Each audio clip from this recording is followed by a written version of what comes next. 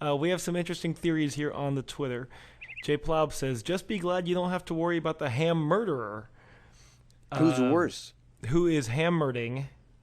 That doesn't make Hammer? sense. Maybe is that like a hammer murderer? That's double bad. I don't want to get a hammer That's murderer. a different kind of a portmanteau. If a hamburger burglar steals hamburgers, a hammer murderer murders with hammers. Like, it's equally...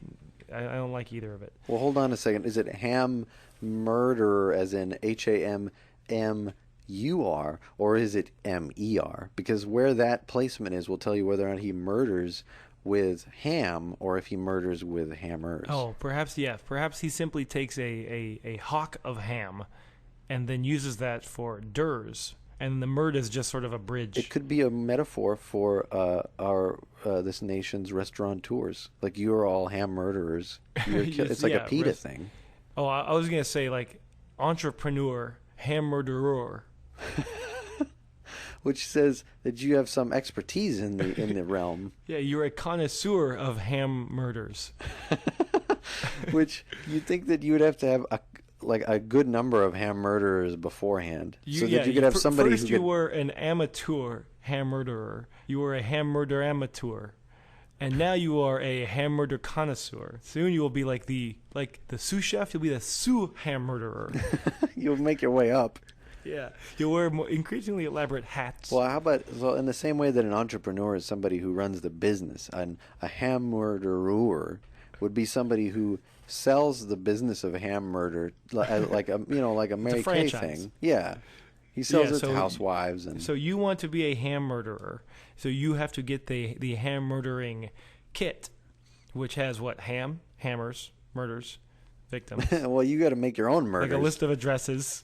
It's like a telemarketer. They just have a list of all the phone numbers in the city. It's like, for the murderer, the entrepreneur-murderer, the kit, the franchise kit just comes with a list of just all the addresses in town. It's like, well, here's some people you can murder.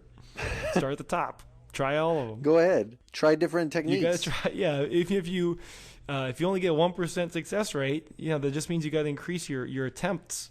1 out of 100. Well, if you try 10,000, then you have 100 successes. So yeah, it's an economy of scale thing.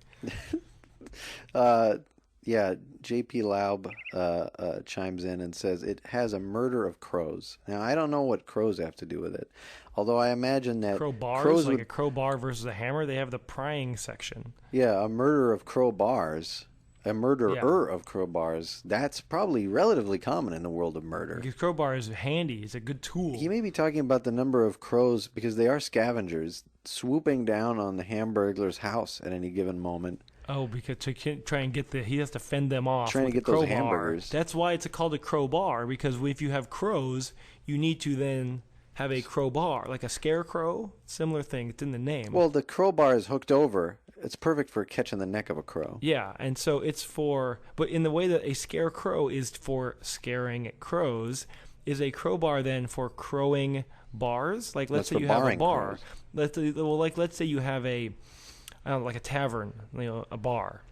Sure. And you need to get some crows in there, or you need to just crow its praises. You need to crow vocals. it up. Yeah.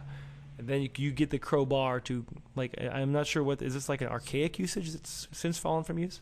I don't know, but how would you crow a bar? I don't think you could. You're saying that maybe crowing a bar meant opening a box. Well, no, I'm saying that maybe like in the old days, you crow a bar like the town crier is out there saying, "Come to ye pub." He's crowing. But what does that have to do with the actual physical metal crow bar? That's what I'm trying to figure out. How did that, like, what was the evolution of that term?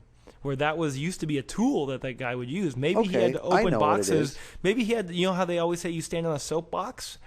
Maybe he had to open the soapbox, take the soap out to turn it on its side, and then he had to stand on it. Well, I was going to say that, you don't need to open it to stand on it. But I was going to say that in it. You've got you got the bar for which a bar is named, the bar underneath the rail there at the front, right? He's the guy trying to promote the bar. Well, he needs something heavy and metal to bang on that thing. Like a bell, and just make a lot of sound. So I get it. So we take the etymology one step further. We're not even talking about the tavern as the bar. We're talking about the physical rail, the metal bar that is you put along, your feet on. Yeah, So then you hit on that with another piece of metal. You make a big clanging sound, and now you are crowing a bar. Yeah, that makes a lot of sense to me. So go back to the Twitter. Mr. Bildango says, the Hamburglar, like most thieves, can't keep what he steals. That's evidence. He sells them back to the restaurant for a profit. So if, let's say you run the McDonald's franchise, your hamburgers vanish mysteriously in the night. Some shady character in a striped suit comes up to you. He's not even hiding it. I happen to have good fashion sense. Prison chic, they call it. Unrelated to actually being incarcerated. Right. He's like, I've been in Europe. It's very big. And I happen to have these hamburgers that are only a day old, but as you know, they keep very well. Certainly enough, old enough, or young enough, fresh enough to still quell be viable. The angry and you wouldn't need to make a lot of money at this, because if you've stolen them, even a small, you can get pennies on the dollar for that stuff. That's why he's got so many. And you know what? Yeah. You can't drive 2 blocks without seeing a McDonald's. He's knocked over every single one of them, gotten their burgers, stockpiles them back at his house, and sells them back. In a day, he may make $30, but he lives very cheaply. Yeah. Oh, yeah. He's very frugal. Again, sustainable energy. I really feel like he's putting solar panels on his house. He's getting off the grid because that's how they track you.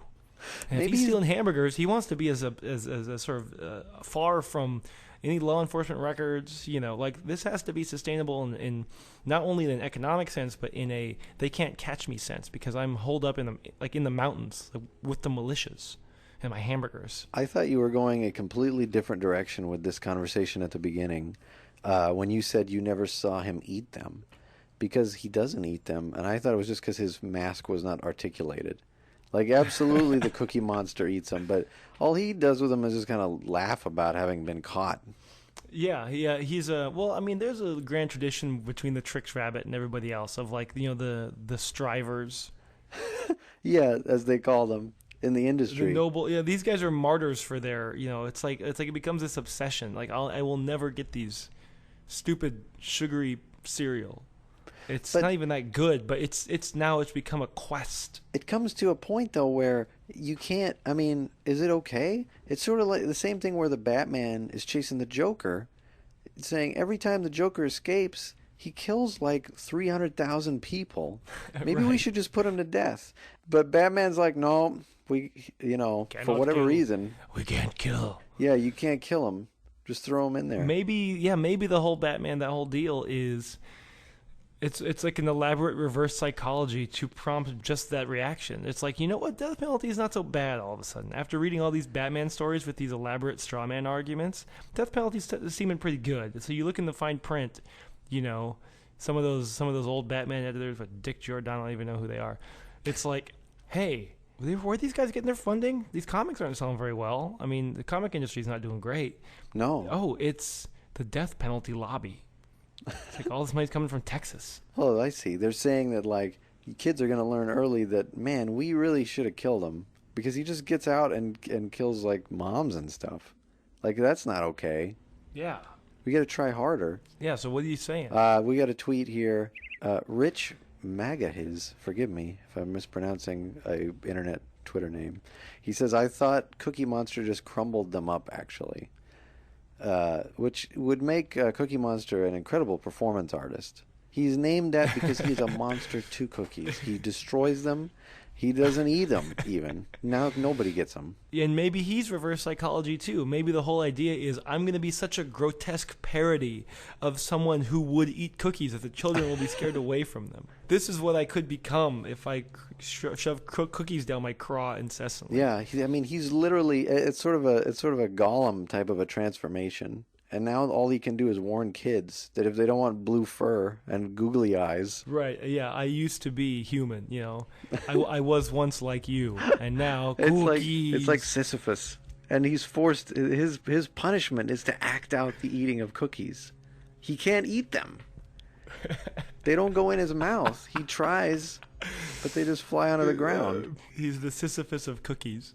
Yeah, and this is being shown to children.